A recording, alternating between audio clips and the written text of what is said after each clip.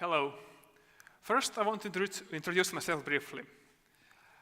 I got into programming when I was 12 with some kind of algorithms and data science competition. And over time, I became interested in distributed systems. The first glimpse of it I saw during my Facebook 2015 summer internship, and afterwards I had some projects related to it. Nowadays, I'm employed in Kraken systems.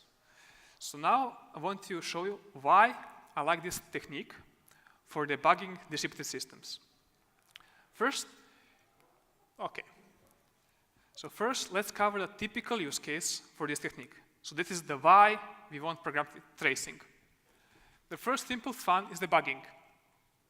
The second thing is want to profile our code. The third thing is called resource attribution. Basically, if you have a load of high-level services, high-level functions, calling some low-level functions like database calls or I don't know, whatever, these operations, we want to find out for each low-level operation, how much was it called by some high-level operation. So I want to talk about systems, because in systems we have incidental complexity, like this picture. Your system might be this one. It might be inherited some legacy code, or a lot of technical debt happened. It's a lot of incidental complexity. Or perhaps you have a problem with essential complexity. So your system is like perfectly oiled engine, every part in its place. You wrote all of it yourself. And it's perfect, it's nice. But things need to change. Maybe you have some kind of bug, stuff crashes. Or maybe it was a small startup that worked fine for 10 users. But when you grow to like 1,000 users or 1,000,000 users, things crash and it crashes badly, it doesn't work. And you need to find where to optimize it. Or maybe it's kind of one-off random event and everything stops working. You need to figure out where is the problem. You need to trim down your solution space, your problem space, and fix it.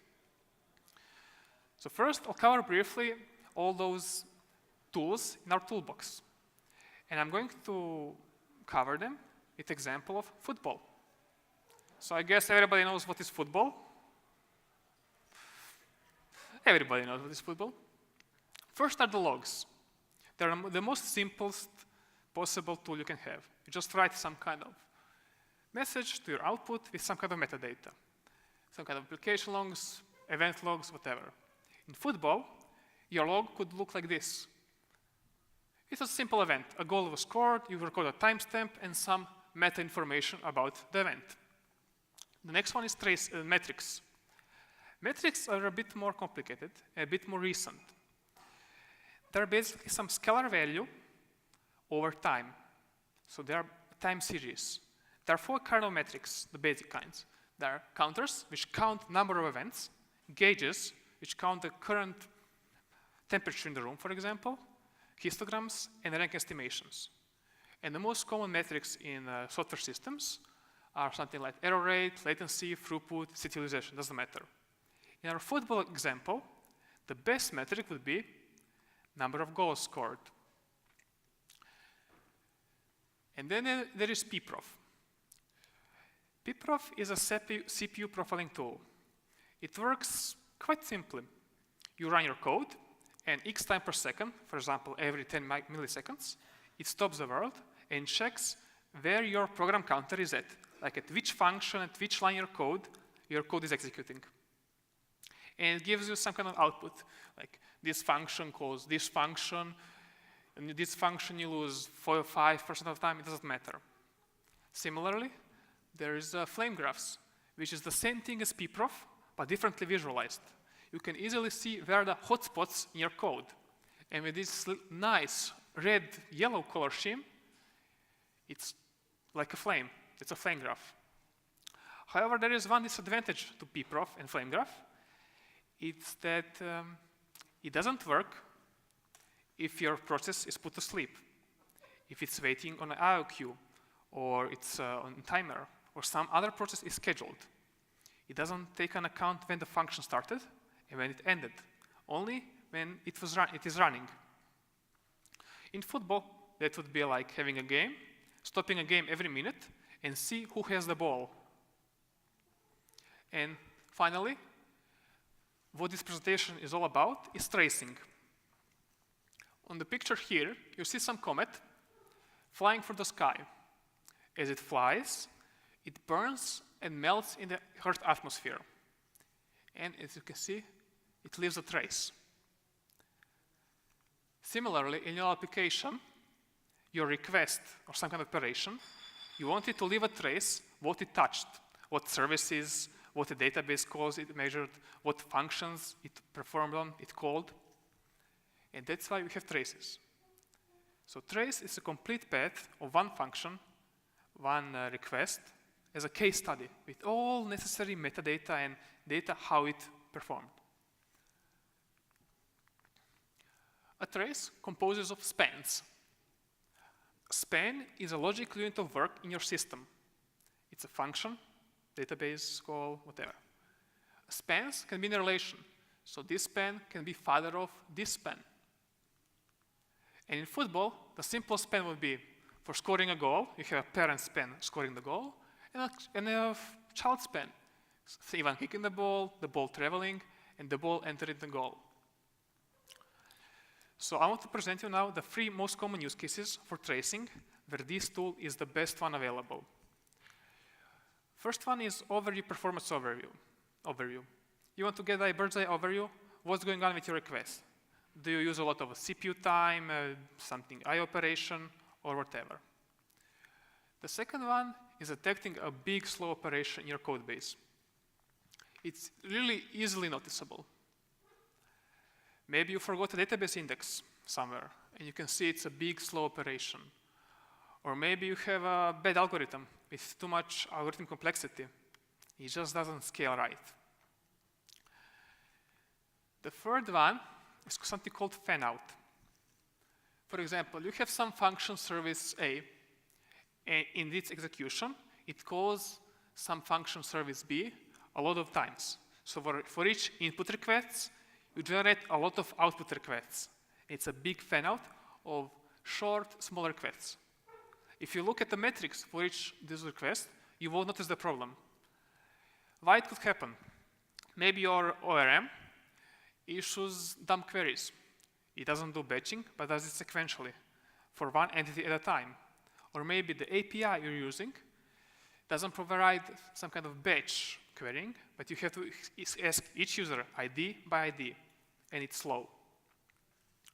How slow?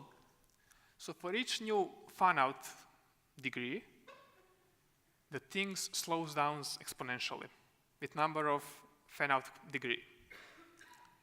So I want to talk about the tools you actually use to trace your application. The simplest one is called Chrome tracing format. It's specified online. It's a simple JSON format, and you can visualize it using your Chrome browser. You have a bunch of requests, a bunch of spans, a bunch of processes, whatever. It's like this. You have a name, category, some kind of metadata. It's this simple. And for this description here, it generates this visualization over here. However, that's all fine when you have one service or one node, one process. But if you have multiple, like 2 or loads of them, you somehow have to propagate this span context, this trace ID, over the boundary, whether it's HTTP boundary or database or whatever. So that's why when we enter into field of distributed tracing, where you have all your traces collected from various points, various services. This is actually the paper which started the whole field in 2010 from Google. It's a Dapper paper. And all current, nowadays, concurrent contemporary backends are based on Dapper. And here are the common projects you should be familiar with. Here are the options. So you have Jaeger, which is a CNCF Kubikin project. Zipkin was the first, and each cloud provider has its own tracing backend. And here is some kind of screenshot from Jaeger tracing. As you can see, you can filter by service, filter by time, minimal duration, some kind of limit, and tags. Each trace and each span can have tags from which you can query on. For example, what was the HTTP status code? And for your client software, for your programs, you have two types of vendor-neutral APIs. One is called Open Tracing, another one is Open Census.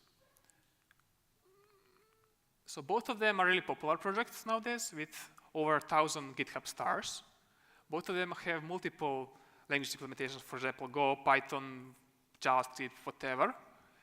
And both of them are evolving standards. Neither one is fixed in time and that's it. And both of them have various middlewares for database, for HTTP requests, etc. And service mesh support. Now let's focus on differences. So Open Tracing is CNCF incubating project, while the Open Census was started by Google, inspired by their internal infrastructure, and now there are like multiple stakeholders on their website. The feature set, Open Tracing is only the trace API, nothing more, nothing less. With Open Census, you have also the metrics API, which you can export to StatsD or Prometheus. For tracers, for Open Tracing, you have to specify specifically which tracer you're using, while Open Census has a set of global tracers. You just register them once, and then that's it. And now the propagation format between service boundary A and service boundary B. This is, in my opinion, one of the biggest differences between these standards. Because Open Tracers just says, okay, whatever, do whatever the backend wants. So for Jaeger, propagate as Jaeger. For Zipkin, propagate as Zipkin. I don't care. For Open Census, it actually specifies, this is how the span context is propagated on the wire format. I don't care is the backend Jaeger, Zipkin, this is how you do it. An overall feeling when I was preparing this talk, Open Tracing had some kind of deprecated features, it's evolving standards, some things were a bit odd. And in my opinion, Open Census has more polished API. It was nicer to work with. It was much better documented. And now I'm going to provide some small example how it works. First, you just define your exporter. 2 lines of code, nothing more. Then, you simply define a trace. Start it. For those of you who are familiar with Go, CTX is a simple immutable key value storage, key value map, whatever. It just remembers some metadata. So this is it. You start a span, you end it. If you want to add some attributes, which are basically tags, you do it like this, nothing more. Annotation is some kind of logs. You do it like this. And then there are the middlewares. Well, here an example is HTTP middleware. You define your own client, which uses the middleware, and your own HTTP server using this handler. That's it. This is how you do the request, and this is how you handle it. You basically extract the context from the request and handles all things transparently for you. So I want to summarize everything. The use cases, reasoning overall about performance, detecting big slow operations, and fan-out. There are tools. There is Chrome tracing format. There is Open Tracing, Open Census. They use various middlewares for everything and machine integrators, whatever. There are various backends. The Jaeger seems to be the most popular one. It's a CNCF incubating project, previously started by Uber.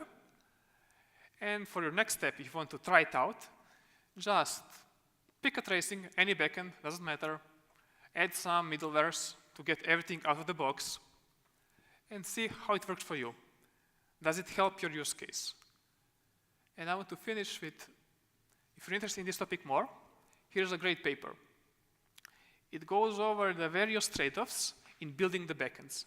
And it showcases what is the true potential of tracing in upcoming years. So now I'm open to questions. Here are like a bunch of references and questions.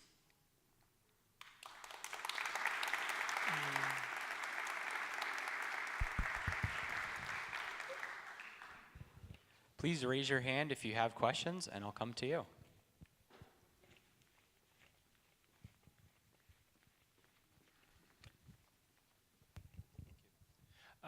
In your experience, is it worth more spinning up your own stuff, like the stuff that you showed, or going after the commercial providers like New Relic, Datadog, APM, and so on that all offer tracing? What do you mean by commercial providers? paying money for someone, No, like yeah, software no. as a service, versus what you're showing here is mostly, what I'm understanding is open source in terms of both tracing and You mean render. for backends or for? Yeah, yeah. So backends are, Okay. there's commercial ones, like New Relic has an APM that has tracing, Datadog has an APM that has tracing. Depends on your use case. If you can use open source, it's cheaper, but you have to write everything manually. It's not out of the box. For example, for Go, you have to specify which functions you want to trace. If I'm familiar with New Relic, it can automatically detect in Java which functions are called and build traces automatically. For Go, that thing doesn't exist. You can trace Go programs via runtime. You have for one process, but it's not distributed tracing, it's just for one process.